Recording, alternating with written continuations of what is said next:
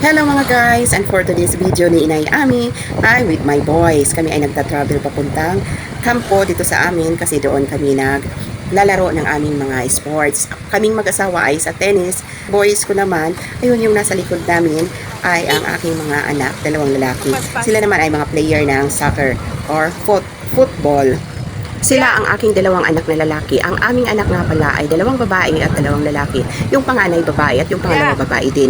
Walang sports ang aking mga anak na babae. Etong dalawang lalaki, yung pangatlo at yung pang-apat, ay pareha sila na magkuya sa sports na football. Yung bunso namin ay na-train din siya ng tennis, kaya lang sa football siya nag-focus kasi doon siya nahiyang. At alam niyo ba guys, yung bunso namin ay na-aksidente na yan sa kakalaro ng football. Yan ay noong aksidente niyang maupuan yung binti niya pagkatapos niyang mag-kick ng bola kasi tumalon siya tapos sinipa niya yung bola. Pagbagsak niya, ayun, naupuan niya yung binti niya. Nabali yung bone ng binti niya. Nakita sa x-ray na. Mainam na lang, may magaling na ortho, doktor dito sa amin, si Dr. Cruz. Malaki yung pasasalamat ko kay Dr. Cruz kasi naibalik niya yung binti ng anak ko na sinimento lang niya, hindi siya inoperahan. Sinimento siya ng 45 days.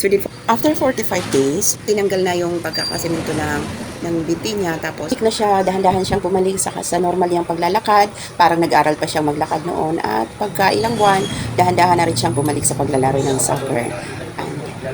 At hanggang ngayon nga, naglalaro na siya ng soccer. Kami namang mag-asawa ay full support sa kanilang magkapatid na magkuya sa kanilang mga sports. Sabi nga, the family that plays together, stays together. Thank you for watching. This is Ami.